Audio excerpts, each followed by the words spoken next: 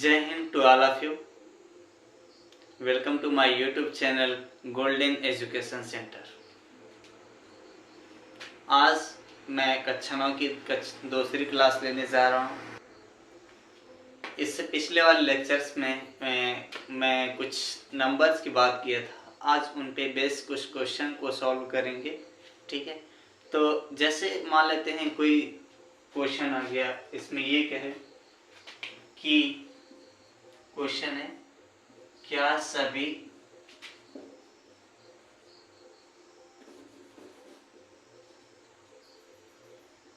सभी पूर्णांक प्राकृत संख्या है? प्राकृत संख्या है। ये क्वेश्चन हाँ या ना में जवाब देना है। अगर है तो हाँ और नहीं है तो ना। ठीक है, तो हम इसको पहले चेक कर लेते हैं कि है या नहीं है। नेचुरल नंबर क्या होता है? 1 2 3 4। जिसको सेट ऑफ नेचुरल नंबर अगर देखें तो क्या होता है? 1 2 3 dot dot dot up to infinity, मतलब अनंत पदों तक ऐसे गिनते चले गए, ऐसे चलते जाएं तो ये क्या हो जाएगा? Set of natural number. और पूर्णांक यानी कि इंटीजर्स की बात करेंगे तो z बराबर होता है -3 -2 -1 0 1 2 3 एंड सो ऑन। तो हम क्या देख रहे हैं, इसमें कह रहा है सभी पूर्णांक प्राकृत संख्या है। तो सभी पूर्णांक प्राकृत संख्या होने का मतलब ये है कि पूर्णांक में जो जो नंबर्स आए, जो जो संख्याएं हैं, वो सभी संख्याएं प्राकृत संख्याएं होनी चाहिए। बट हम इसमें ये देख रहे हैं कि ये सेट ऑफ नेचुरल नंबर है, मतलब ये प्राकृत संख्याओं का समुच्चय है और ये पूर्णांक का समुच्चय है। तो इसमें हम ये देख रहे हैं कि जो इस पूर्णांक के समुच्चय में 0 1 2 3 ये सब 1 2 3 ये सब तो नेचुरल नंबर में है, और लेकिन 0 -1 -2 -3 ये सब नेचुरल नंबर में नहीं है। तो इसका मतलब सभी जो पूर्णांक है वो नेचुरल नंबर नहीं है। ठीक है, तो इसका आंसर क्या होगा? आंसर इसका होगा नहीं।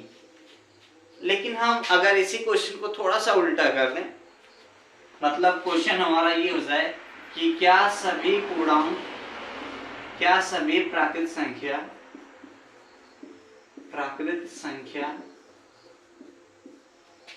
पूर्णांक है?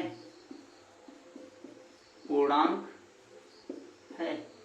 इसका भी क्वेश्चन हाँ या ना में देना है जवाब। अगर सभी प्राकृत संख्याएं पूर्णांक हैं तो जवाब यस होगा, और अगर नहीं है तो जवाब नो होगा। तो हम इसमें देख लेते हैं, ये नेचुरल नंबर्स हैं, प्राकृत संख्याएं हैं, 1 2 3 एंड सो ऑन तक जाएगा। सभी प्राकृत संख्याएं क्या पूर्णांक वालों में हैं? 1 2 3 एंड सो ऑन।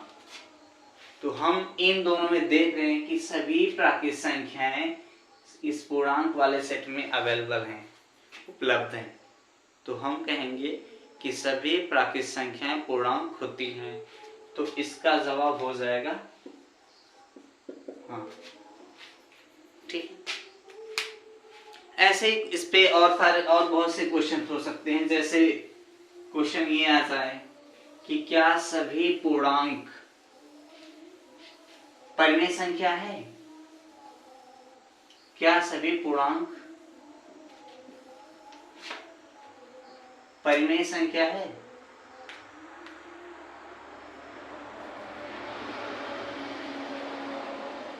तो चेक कर लेते हैं। पूर्णांक क्या होता है? -3 -2 -1 0 1 2 3 ये सब के सब क्या है? पूर्णांक। और परिमेय संख्या क्या होता है? ये सब हो जाएंगे पूर्णांक। परिमेय संख्या जो होता है ये क्या होता है? दो पूर्णांकों का अनुपात, जहां p और q क्या होंगे? दो पूर्णांक होंगे और q 0 नहीं होगा।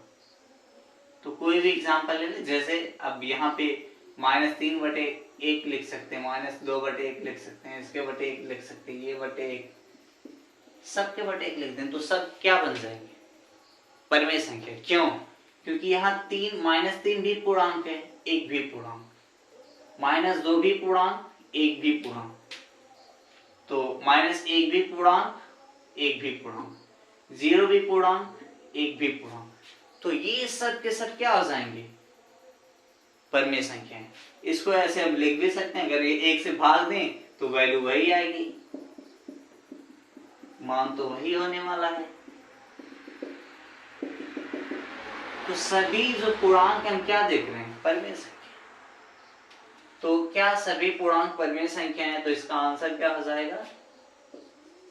हाँ, ठीक है। बट अगर ये पूछ लें कि क्या सभी परिमेय संख्याएं पूर्णांक हैं, ठीक है, तो देख लेते हैं क्या सभी परिमेय संख्याएं पूर्णांक हैं। तो मान लेते हैं हम 3/2 एग्जाम्पल, 3 भी पूर्णांक है, 2 भी पूर्णांक है, तो 3/2 ये क्या हो जाएगा? एक परिमेय संख्या होगा, लेकिन इसकी वैल्यू अगर निकालें तो 1.5 आएगा, और 1 तो हम ये देख रहे हैं कि एक ऐसी परिमेय संख्या हम चूज कर लिए हैं जो इसके अंदर नहीं है, तो हम कह सकते हैं कि सभी परिमेय संख्याएं पूर्णांक नहीं होती। मतलब अगर क्वेश्चन ऐसा हो कि क्या सभी परिमेय संख्याएं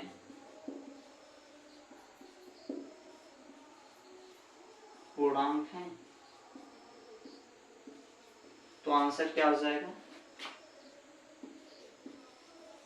नहीं, बस हो गया। ऐसे ही पूर्ण संख्याओं की बात कर सकते हैं, तो मैं एक ऐसे सेट बना देता हूं जिससे समझ में आ जाएगा कि कौन किसके अंदर पाया जाएगा। मतलब कहने का मतलब ये है कि सभी पूर्णांक परिमेय संख्या होंगे, सभी परिमेय संख्या रियल नंबर होंगे, सभी पूर्ण संख्या रियल नंबर होंगे, सभी नेचुरल नंबर रियल नंबर होंगे, सभी नेचुरल नंबर इंटीजर होंगे, सभी नेचुरल नंबर होल नंबर होंगे। ये सब का सब मैं इकट्ठे बता दूंगा आपको, इतना बार बार ये सब करने की जरूरत नहीं है।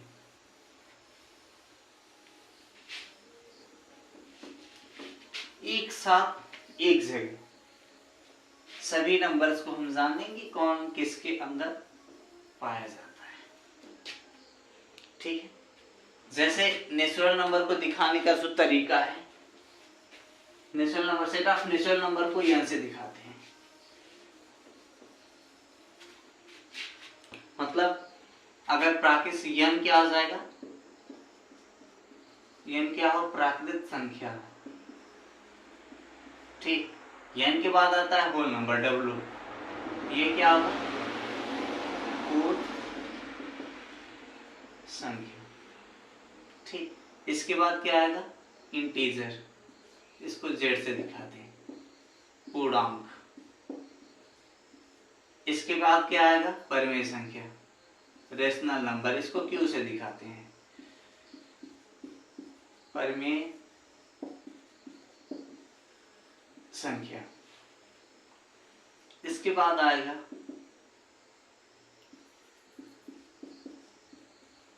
वास्तविक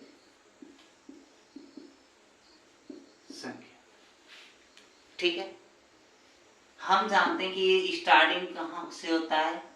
0 से, नहीं 1 से, ठीक। तो n लिखते हैं, n का मतलब 1 2 3 4 and so on up to infinity तक गिनते हुए जाएंगे, ठीक। इनफाइनाइट टर्म तक, इंफिनिटी तक नहीं, इनफाइनाइट टर्म तक गिनेंगे, n हो गया। लेकिन इसको जब लिखेंगे तो ये 0 से शुरू होता है, w कहां से शुरू होता है?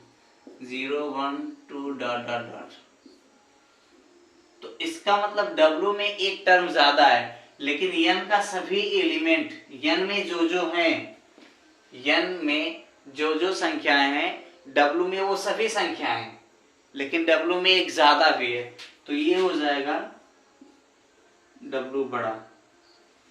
n की सभी संख्याएं W में है, n में जो भी संख्याएं रखी हैं वो सब कहाँ है? W में। लेकिन W की कम से कम एक संख्या तो n में नहीं होगी, एक से ज्यादा भी हो सकती है, लेकिन इसका मतलब होता है कि कम से कम एक संख्या n में नहीं होगी, और हमें वो पता है कि 0 n में नहीं। z की बात करते हैं, इसको जब लिखते हैं तो ये इसमें माइनस वाला टर्म जुड़ जाता है, ठीक है। अब इसमें क्या देख रहे हैं? n का भी सभी संख्याएं यहाँ पे हैं, n में जो कुछ भी लिखे थे 1 2 3 एंड सो ऑन, ये सब है। तो n का भी सब संख्याएं हैं। W के सब संख्याएं देख ले, 0 1 2 एंड सो ऑन, सभी संख्याएं मिल जाएंगी। लेकिन ये जो संख्याएं माइनस वाली है, ये तो ना n में है और ना ही W में, मतलब ये ना तो प्राकृतिक संख्याओं के समुच्चय में है और ना ही पूर्ण संख्याओं के समुच्चय में। तो हम ये कहेंगे कि जो z होगा वो इन सब से बड़ा होगा, इन दोनों से बड़ा होगा, W से भी बड़ा होगा और n से भी बड़ा होगा, ठीक है। इसके बाद परिमेय संख्या की बात करते हैं। परिमेय संख्या में जैसे ये देखे थे, ये सब के सब परिमेय संख्या है, ये सब के सब क्या है? परिमेय संख्या है, क्योंकि इसको हम 3/1 2/1 1/1 0/1 1/1 या फिर ऐसे लिख सकते हैं। और इसकी वैल्यू फिर अगर कैलकुलेट करेंगे तो भाई -3 -2 यही सब आएंगे। और ये सब क्या पूर्णांक है, ये सब परिमेय संख्या, मतलब परिमेय संख्याएं, ये जो सब सारे पूर्णांक थे वो सब क्या है? परिमेय संख्याएं। लेकिन कुछ ऐसी परिमेय संख्याएं भी होती हैं जो पूर्णांक नहीं होती। जैसे अभी मैं जब बता रहा था तो मैं एग्जांपल लिया था, 3/2 एक परिमेय संख्या है। ये क्या है? एक परिमेय संख्या, लेकिन इसकी वैल्यू क्या आती है? 1.5। ये पूर्णांक नहीं है और ये पूर्णांक नहीं है। तो इसका मतलब ये जो पूर्णांक थे सब, ये सब के सब परिमेय संख्याएं हैं, लेकिन हमने एक एक्स्ट्रा परिमेय संख्या ले लिया, वो पूर्णांक नहीं है। तो हम कह सकते हैं कि जो सभी पूर्णांक हैं, सभी पूर्णांक परिमेय संख्या होगी, लेकिन सभी परिमेय संख्याएं पूर्णांक नहीं होगी। मतलब परिमेय संख्या में ज्यादा होंगे। तो परिमेय संख्या में ज्यादा होंगे, इसलिए इसकी तरफ मुंह को खोल देंगे और यहाँ पे हम क्यों लिख देंगे। रियल नंबर क्या आता है? इसमें क्या क्या आता है? परिमेय संख्या और अपरिमेय संख्या। मतलब वास्तविक संख्याएं जो हैं उसमें परिमेय संख्या भी होगा और अपरिमेय संख्या भी होगा, ठीक है। तो इसका मतलब ये परिमेय संख्याओं से इतना ज्यादा होगा, ये ज्यादा होगा। तो इसका मतलब हम कह सकते हैं कि जो वास्तविक संख्या होगी वो परिमेय संख्या से ज्यादा बड़ी सेट होगी। कहने का मतलब ये है कि जो वास्तविक संख्याओं का समुच्चय है उसमें परिमेय संख्याओं से ज्यादा एलिमेंट होंगी, ज्यादा संख्याएं होंगी। तो इसका मतलब हम इसको लिख सकते हैं सबसेट ऑफ R। तो ये हो जाएगा n subset of W, subset of Z and Z subset of Q, Q subset of R। मतलब सभी प्राकृत संख्याएं पूर्ण संख्याएं, सभी प्राकृत संख्याएं पूर्णांक हैं, सभी प्राकृत संख्याएं परिमेय संख्याएं, सभी प्राकृत संख्याएं वास्तविक संख्याएं। इस पर आ जाए, सभी पूर्ण संख्याएं पूर्णांक हैं, सभी पूर्ण संख्याएं परिमेय संख्या है, सभी पूर्ण संख्याएं वास्तविक संख्या है। यहां से देख लें, सभी पूर्णांक परिमेय संख्या है, सभी पूर्णांक वास्तविक संख्या है, यहाँ सभी परिमेय संख्याएं वास्तविक संख्या, ठीक है। तो उस तरह के जो 2-3 क्वेश्चन स्टार्टिंग में करवाया हूं, अगर इतनी बातें पता है तो उसका क्वेश्चन मात्र 5 सेकंड भी नहीं लगेगा, उतने में आंसर कर सकते हो। बहुत आसानी से। ठीक है, इसके बाद हमारा जो अगला क्वेश्चन होगा उसमें होगा दो संख्याओं के बीच में, दो परिमित संख्याओं के बीच में कुछ अन्य नई परिमित संख्याओं को उसमें मतलब ज्ञात करना। ठीक है ना, तो हम इसको करेंगे।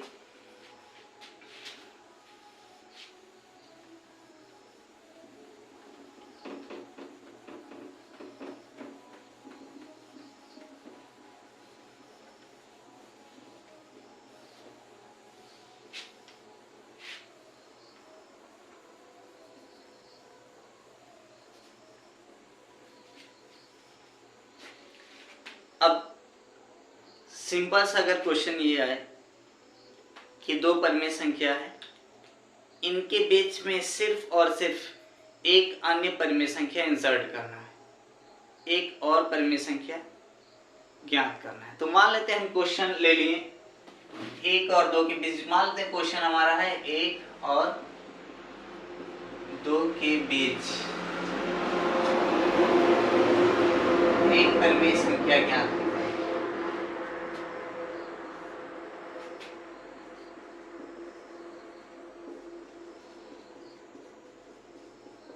तो इसमें इसका सॉल्यूशन सिंपल है एकदम, इसमें कुछ भी नहीं करना है, बहुत आसान है, इसमें कुछ नहीं करना है।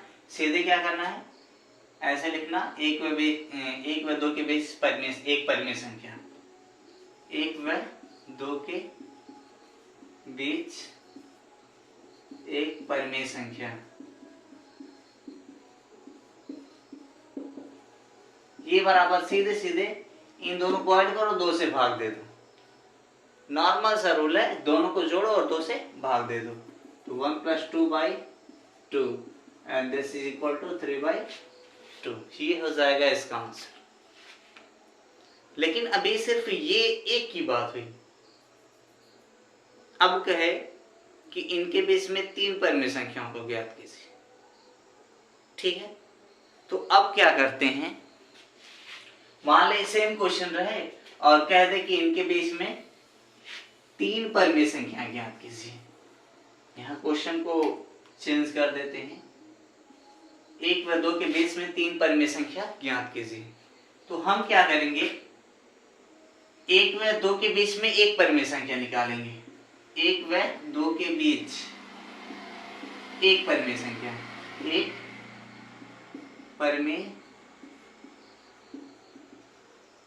संख्या, ये क्या आ जाएगा 1 + 2/2 यानी कि 3/2। मतलब ये संख्याएं, ये जो एक व दो था अब ऐसे हो जाएगा, 1 3/2 व 2, तीन संख्या होगी। अब यहाँ पे हम क्या करेंगे, एक व 3/2 के बीच में एक परिमेय संख्या निकालेंगे। ठीक है ना, देखो ये 3/2 है, ये 2 और 1 के बीच में है, ठीक बीच में। अब हम क्या करेंगे, एक और 3/2 के बीच में एक परिमेय संख्या यहाँ निकालेंगे और 2 और 3/2 के बीच में एक परिमेय संख्या यहाँ निकालेंगे। तो नॉर्मल सा पहले इसको कैलकुलेट कर लें, एक व 3/2 के बीच एक परिमेय संख्या,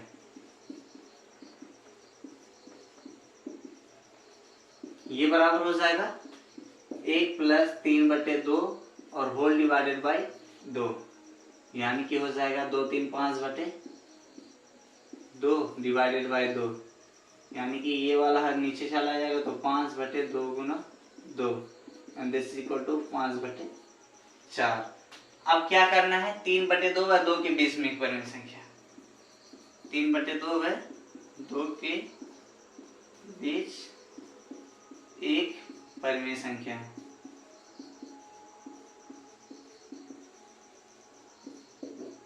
ये हो जाएगा 3/2 + 2/2, यानी कि 3 + 4/2/2, यानी कि 4 3 7/2 × 2 और ये हो जाएगा 7/4। तो अब जो संख्याएं मिली हैं क्या होगी, एक तो पहले से था,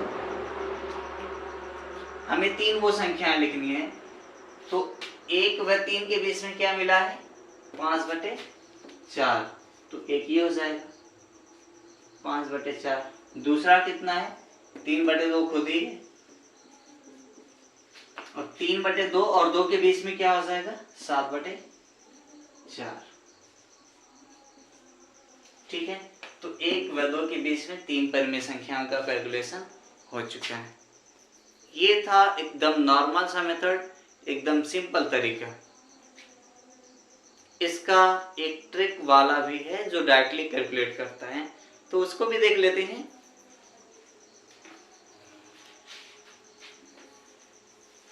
ये फर्स्ट रूल हो गया पहले तरीके से।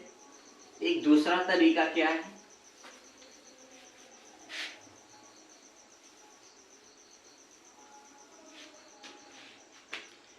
दूसरा तरीका ये है कि अगर 1 व 2 के बीच में, 1 व 2 के बीच में हमें 3 परिमेय संख्या ज्ञात करना, तो 3 में 1 जोड़ेंगे, इस 3 में 1 जोड़कर दोनों में गुणा करेंगे, 3 धन 1, और जब गुणा करेंगे तो भाग देना हमारी मजबूरी है।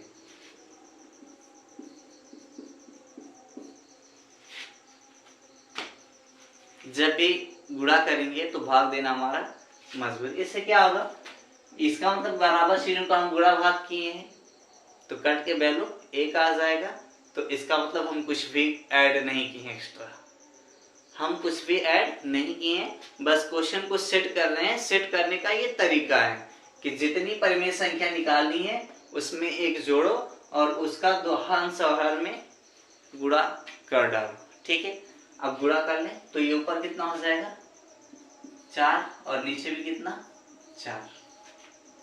यहाँ पे क्या होगा 4 दूना 8 और बटे 4। अब 4/4 और 8/4 के बीच में 3 परिमेय संख्या निकालनी है, अतः 4/4 व 8/4 के बीच 3 परिमेय संख्याएं, 3 परिमेय संख्या क्या हो जाएगा, इसके बीच में निकालेंगे तो इनको हम छोड़ देंगे, इनको हम कैलकुलेट नहीं करेंगे, इनको हम साथ में नहीं लेंगे, तो हमें क्या मिलेगा 5/4। दूसरा कितना होगा 6/4। तीसरा कितना होगा 7/4। लेकिन मुझे लग रहा है जो पहले मेथड से लगा था आंसर भी वैसा नहीं है। कहाँ है आंसर में गलती, ये कटेगा, तो मेन आंसर जो पहले तरीके से आया था अब वही आंसर इसी तरीके से आ गया। ठीक है, तो आज इतना ही। Good night to all of you.